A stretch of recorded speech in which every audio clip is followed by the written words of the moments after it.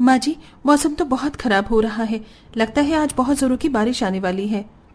हाँ बहू, चल जल्दी से घर के अंदर चलते हैं। ऐसी हालत में तेरा यूं घर से बाहर रहना ठीक नहीं है। जया अपनी 7 महीने की गर्भवती बहू दीपा को टूटे फूटे छोटे से एक कमरे के घर में ले जाती है। थोड़ी देर में बाहर तेज हवाओं के साथ जोरदार बारिश शुरू हो जाती है, जिसके चलते उनकी कमजोर छत से पानी टपकना शुरू हो जाता है। माँ, भाभी वो देखो, फिर से छत से पानी टपक रहा है। मैं तो इस घर से परेशान हो चुकी हूँ। बारिश शुरू होती नहीं कि पहले छत टपकने लगती है। अरे एक गरीब का क्या ही सपना होता है, उसका छोटा सा पक्का मकान हो, खाने को 2 वक्त की रोटी मिले, बस। लेकिन ये भी उस भगवान से हमें दिया नहीं जाता। बस उसे तो बस अमीरों की ही झोली भरनी आती है। माँ जी, हमें छत से टपक रहे पानी के नीचे बर्तन लगाना होगा, वरना सारा घर में पानी भर जाएगा और रात में सुकून से 2 पल की नींद भी नहीं सो सकेंगे। दोनों सास बहू और नंद मिलकर छत से टपक रहे पानी को रोकने के लिए उसके नीचे बर्तन लगाने लगते हैं। लेकिन तभी इतनी जोरों की हवाएं चलती हैं कि उनकी घास फूस की कच्ची छत हवा में उड़ जाती है और वो सभी घर के अंदर रहकर भी बारिश में भीगने लगते हैं। आज तो मुझे यकीन हो गया कि तू सिर्फ अपने अमीर भक्तों की सुनता है, हम जैसे गरीब भक्तों की नहीं। क्या मिला तुझे हमारी छत छीनकर? सारा परिवार बारिश से बचने के लिए घर में रखी एक पन्नी को ओढ़कर बैठ जाता है। थोड़ी देर में अखिलेश रोज की मजदूरी का काम खत्म करके जैसे ही घर लौटता है तो ये सब देख उसकी आंखों में से आंसू गिरने लगते हैं। ये क्या हो गया? ये सब कुछ मेरी वजह से ही हुआ है। अगर मैं अच्छा कमाता तो आप लोगों को एक अच्छा घर दे पाता। अखिलेश बेटा, ये सब तो किस्मत का लिखा हुआ हो रहा है। किस्मत के लिखे को कौन बदल सकता है? लगता है सारी जिंदगी हमारी किस्मत में सिर्फ रोना ही लिखा हुआ है। अब सभी लोग बारिश के रुकने तक उसी पन्नी के नीचे बैठे होते हैं। कई घंटे बाद जैसे ही बारिश रुकती है तो अखिलेश जाकर एक बड़ा सा तिरपाल ले आता है और उसे अपनी छत पर बांध देता है। कम से कम इससे थोड़ी बहुत तो बारिश रुकेगी। लेकिन कब तक जी? हमें ऐसे ही रहना होगा? क्या हम कभी भी एक पक्के मकान में नहीं रह सकेंगे? हमें जिंदगी भर इसी तरह दुख सहना होगा। एक बच्चे को तो हम आज तक कोई खुशी नहीं दे पाए, अब इस आने वाले बच्चे को भी क्या ऐसे ही दर्द भरी जिंदगी देंगे? बारिश के मौसम में जहां अमीर लोग बारिश में भीगते हैं, गर्मा गर्म पकौड़े खाते हैं और उसे अच्छे से एंजॉय करते हैं, वहीं गरीब लोगों का तो 2 वक्त रोटी खाना भी इस बारिश ने दुश्वार कर दिया था। अगले दिन, माँ, बहुत जोरों की भूख लग रही है, कुछ खाने को दो ना। बेटा, घर में तो इस समय कुछ भी नहीं है। जो थोड़ा बहुत राशन रखा हुआ था वो बारिश के पानी की वजह से भीगकर खराब हो गया। बाबा शाम को आते हुए राशन लेकर आएंगे तो मैं तुम्हारे लिए कुछ बना दूंगी। तब तक लाल चाय बना देती हूँ, उसे ही पी लो। दीपा, जया, आरोही और मोनू भूख को बर्दाश्त करते हुए लाल चाय पी रहे होते हैं। तभी बाहर फिर से एक बार और जोरों की बारिश शुरू हो जाती है और ये बारिश इतनी ज्यादा भयानक होती है कि गरीब परिवार की कमजोर दीवार ज्यादा देर तक नहीं टिक पाती और वो सीधा नीचे गिर जाती है। इस दीवार के गिरने से दीपा, आरोही और जया को तो कोई चोट नहीं आती, लेकिन 6 साल के मासूम बच्चे मोनू का पैर काफी ज्यादा घायल हो जाता है। माँ, बहुत दर्द हो रहा है माँ। ये क्या हो गया मेरे मासूम बच्चे को? अब हम क्या करें? आरोही जल्दी से एक कपड़ा लेकर आती है और मोनू के घायल पैर पर उसे बांध देती है। थोड़ी देर में अखिलेश भी आ जाता है और अपने घर और बेटे की ऐसी हालत को देखकर, ऐसे पल पल मरने से अच्छा है कि तू हमें एक बार ही में मार दे भगवान। मेरे मासूम बच्चे का क्या कसूर था? तूने उसे ये चोट क्यों दी? इससे अच्छा तो तू मुझे घायल कर देता। माँ, दीपा, आरोही, हमें अब यहाँ से निकलना होगा। घर की दीवार तो गिर चुकी है, न जाने बाकी की 3 दीवारें भी कब गिर जाएं। अब हमारा यहाँ रहना सुरक्षित नहीं है।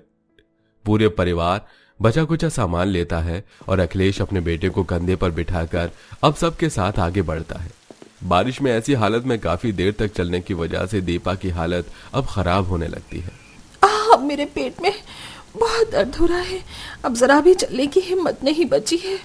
दीपा, बस थोड़ी देर और। यहीं पास में एक रेलवे स्टेशन है, जब तक बारिश नहीं रुक जाती तब तक हम वहीं पर रहेंगे। आरोही, जया मिलकर दीपा को संभालते हैं। पूरा परिवार रेलवे स्टेशन पर पहुंचकर एक जगह बैठ जाता है। रात होते होते सबकी उस रेलवे स्टेशन पर आंख लग जाती है कि तभी 2 पुलिस वाले आकर उस पूरे परिवार को उठा देते हैं।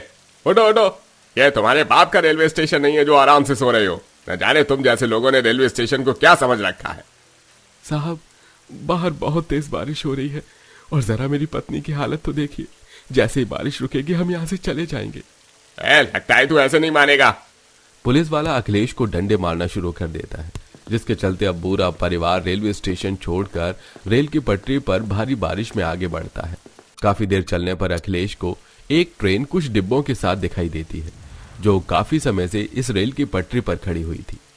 माँ, दीपा, वो देखो, लगता है वो ट्रेन काफी समय से खराब है।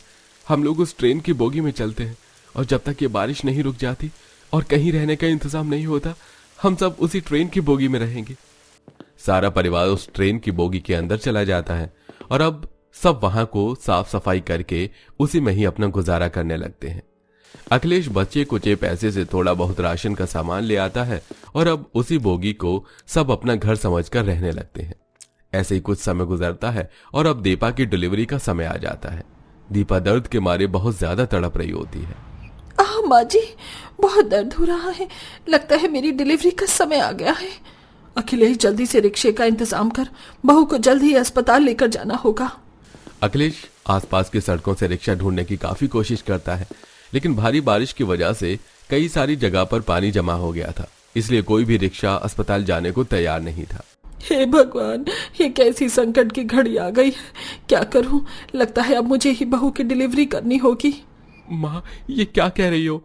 आप कैसे डिलीवरी कर सकती हो? कुछ ना कुछ तो करना ही होगा ना, बहू की हालत बिगड़ी ही जा रही है। तू मोनू को लेकर दूसरी बोगी में चला जा और भगवान से प्रार्थना करना, जो हो अच्छा ही हो।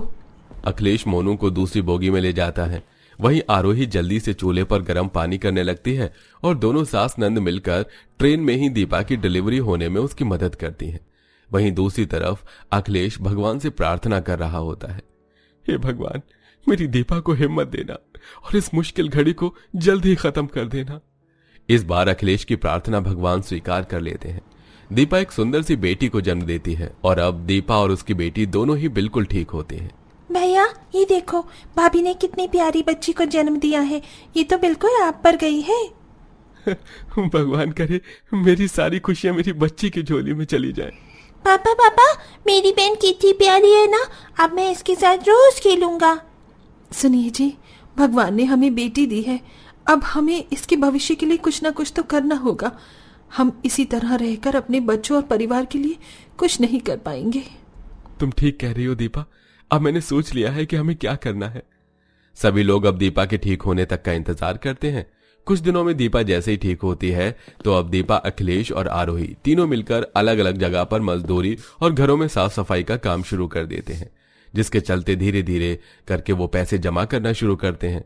अरे आरोही, दीपा, तुम दोनों ये छोटे छोटे पेंट के डिब्बे, ये लड़ी, ये सब क्यों लेकर आई हो? हम ईंट पत्थर के घर में नहीं बल्कि इस ट्रेन के घर में रहते हैं। माँ, घर तो घर होता है, चाहे वो ईंट पत्थर से बना हो या ट्रेन से। उस भयानक बारिश में हमें किसी का सहारा नहीं था। अगर ये ट्रेन भी ना होती तो हम लोग कहाँ जाते? इसलिए जब तक हम इस ट्रेन में हैं तब तक यही हमारा घर है। और घर को तो अच्छे से सजा के रखते हैं ना, इसीलिए हम सब ये सामान लेकर आए हैं। दोनों नंद भाभी मिलकर अब उस ट्रेन के घर को अंदर से पेंट करके और थोड़ा बहुत घर का सामान रखकर आम घरों की तरह बनाने लगते हैं और कई महीनों तक पूरा परिवार उस बारिश के मौसम में उस ट्रेन घर में रहते हैं। ऐसे ही समय गुजरता है और आखिरकार वो सभी लोग मेहनत करके थोड़े बहुत पैसे जोड़ लेते हैं। साथ ही बैंक से थोड़ा बहुत लोन लेकर वो लोग एक पक्का मकान बनवा लेते हैं। हम सबकी मेहनत रंग लाई और हमारा पक्का मकान बन ही गया। मैं बता नहीं सकती कि आज मैं कितनी खुश हूँ, लेकिन थोड़ा बहुत दुख भी हो रहा है। इतने समय तक हमने इस ट्रेन को ही अपना घर मानकर इसमें बसेरा किया था और हमें इसे छोड़कर जाना पड़ रहा है। सभी लोग अपने उस ट्रेन घर को छोड़ते हुए काफी ज्यादा दुखी होते हैं, लेकिन जैसे ही अब वो लोग अपने पक्के मकान में जाते हैं तो वो लोग काफी ज्यादा खुश हो जाते हैं और अब आराम से हंसी खुशी अपने उस घर में रहने लगते हैं। लेकिन जब जब उन्हें अपनी ट्रेन घर की याद आती है तब तब वो वहां पर जाकर भी थोड़ा समय बिताते हैं।